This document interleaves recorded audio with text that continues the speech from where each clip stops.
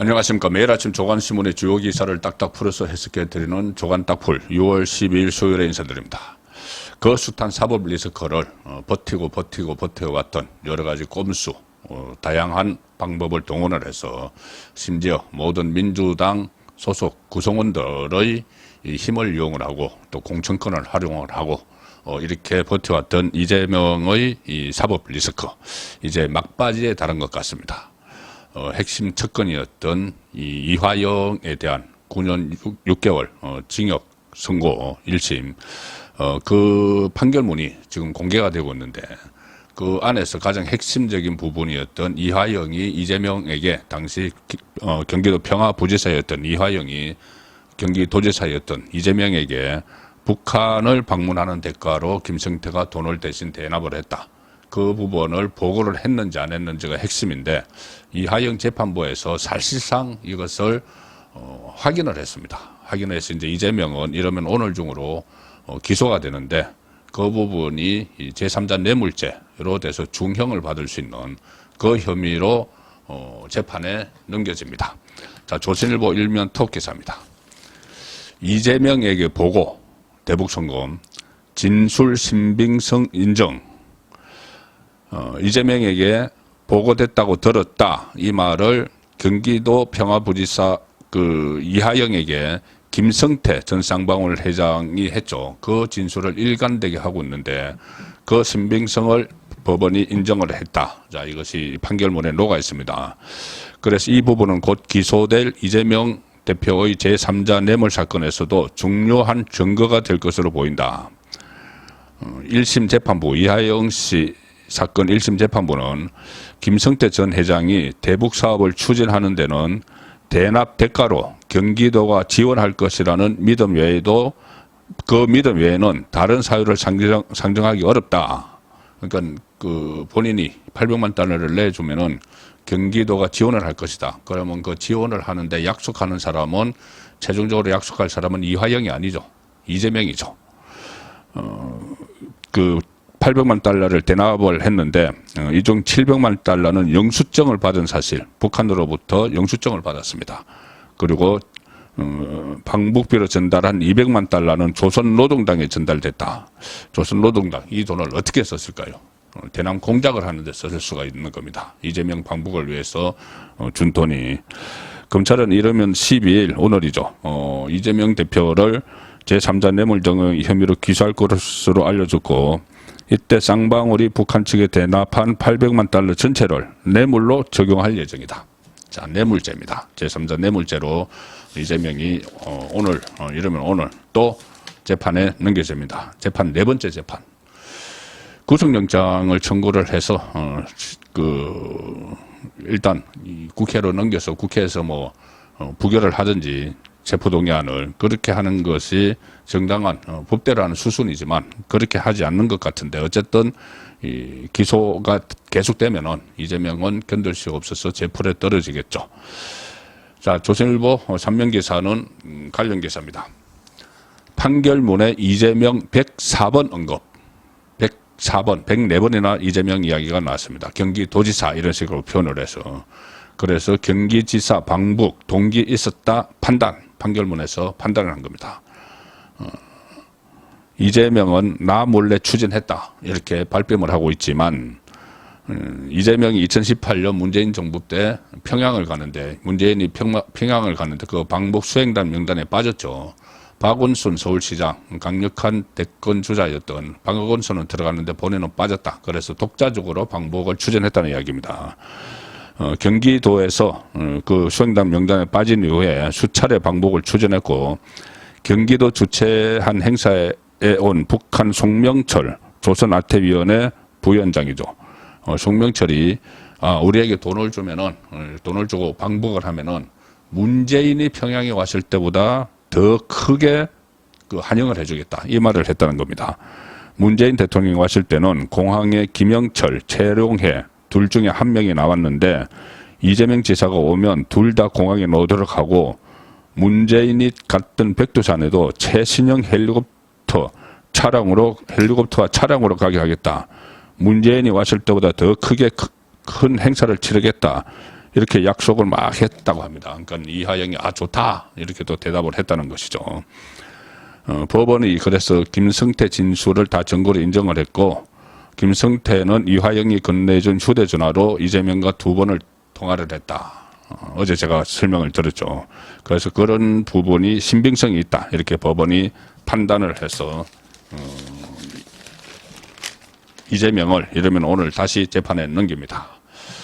자, 이재명 때리기 적극적으로 나선, 이 시점에 적극적으로 나선 한동훈 전 국민의힘 비대위원장이 있죠. 사흘째 지금 헌법 84조 이야기를 하고 있는데, 이 대통령의 불소추 특권, 이것은 새로운 기소에만 적용이 된다. 그 특권은. 그래서 재판이 계속 진행 중이면 이재명이 대통령이 되더라도 대법원 확정 판결이 나오면은 대통령직에서 물러나고 보궐선거를 치러야 된다. 이 이야기를 한동훈 전 위원장이 계속 하고 있는데, 근데 이 84조를 이야기하는 목적 중에 하나는 이제 이재명 때리기고, 하나는 윤석열 대통령에 대한 화해 제스처다. 이런 분석 기사가 아주 눈에 띕니다. 자, 중앙일보 종합명 기사입니다. 사흘째 헌법 84조 꺼낸 한동훈, 윤 대통령 향한 화해의 제스처. 한동훈 전 국민의힘 비대위원장이 이화영의 1심 유죄 판결을 계기로 연일 이재명을 직격을 하고 있는데, 여권에서는 한동훈 전 위원장이 이 과정에서 헌법 84조를 언급한 게 전략적 포석이라는 분석이 나온다. 크게 두 갈래 전략적 포석이라는 게 나온다. 하나는 잠재적 대권 경쟁자이기도 한 이재명을 향한 견제다. 한동훈은 지난해 한 사석에서 이렇게 이야기했다고 합니다. 이재명은 트럼프와 비슷한 상황에 놓인 것 아니냐. 각종 재판을 받는 트럼프는 미국 법 체계상 당선돼 대통령직을 유지할 수 있지만, 당선되면은 유지할 수 있지만은 그 이재명 대표는 우리 법 체계상 빠져나가기 어려울 것이다. 이런 지적을 했다고 합니다. 그것이 이제 헌법 84조를 이야기하는 것이죠.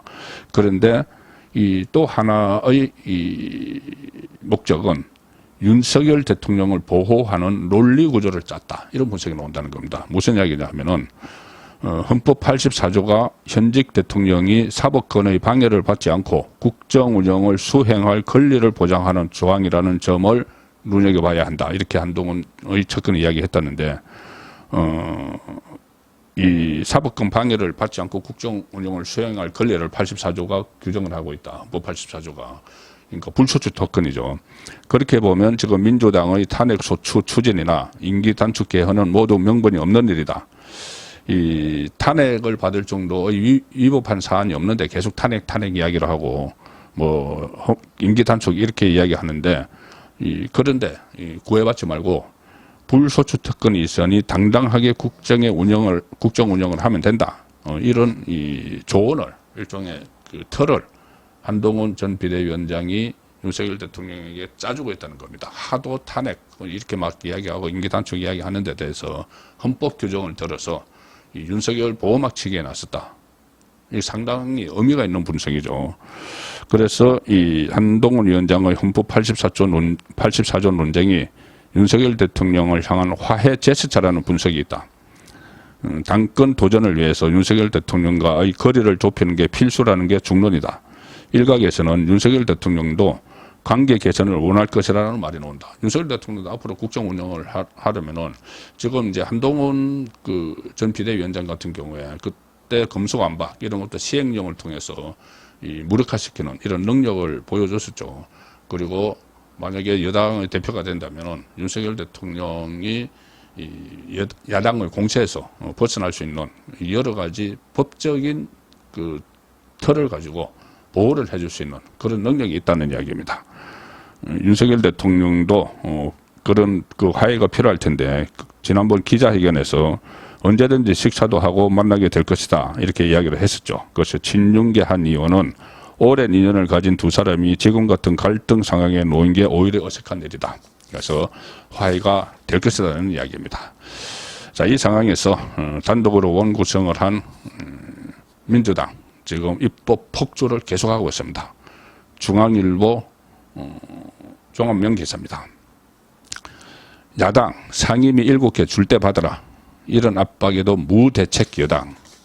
자, 야당이 내일 7개 상임위원장 마저 선출을 예고하고 있다. 지금 11개 자기들이 위원장 다 선출했죠. 그리고 나머지 7개 상임위원장 야당 받을 테면 받고 말려면 안 받으면 우리가 또 다 가질 거야. 이렇게 나오는 겁니다.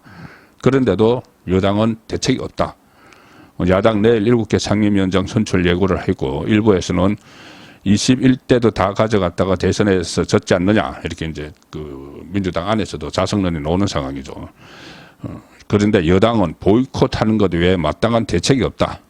서로 이제 다 주자. 차라리 7개도 받지 말고 다 주자. 안 된다. 그거라도 받자. 이렇게 옥신각신만 하고 있는 상황이라는 겁니다. 사실상 속수무책인 국민의힘, 민주당의 6월 임시국회 계획에 일체 협의나 최소한의 사전 전달조차 받은 바 없다. 참여할 수 없다. 이렇게 반발을 했지만 비판 그리고 전면 거부 외에 실효 수단이 마땅치 않다. 우왕좌왕하는 그런 상황입니다. 정말 장애라도 뛰쳐나가서 천막이라도 치고 농성을 하든지 뭔가 결기를 보여줘야 될 때가 아닌가. 국민의힘 입장에서는 그런 생각도 듭니다. 자, 동아일보 일면 톡기사입니다. 야당 입법 독주, 최상병 특검, 오늘 법사위 상정. 그래도 민주당은 그대로 드라이버를 걸고 있습니다. 위원장 단독 선출 다음날 속도전에 들어가서 방송사법 등 이달래 입법 방침. 이재명은 장시간 방치하는 것은 옳지 않다. 밀어붙여라. 이렇게 이야기를 하고 있고 대신에 대통령실에서는 그렇게 입법을 밀어붙이면은 유일하게 할 수 있는 게 대통령의 거부권 행사죠. 일방적으로 상임위 다 가져가고 독주를 하면은 오히려 거부권을 행사할 명분이 확실해진다. 자, 이런 그 입장도 대통령실에서는 보이고 있습니다. 여당은 여전히 대응책 못 찾고 의원총회만 되풀이한다. 이것도 동아일보에서도 지적을 하고 있습니다. 6월 10일 보내드린 조간 딱풀이었습니다.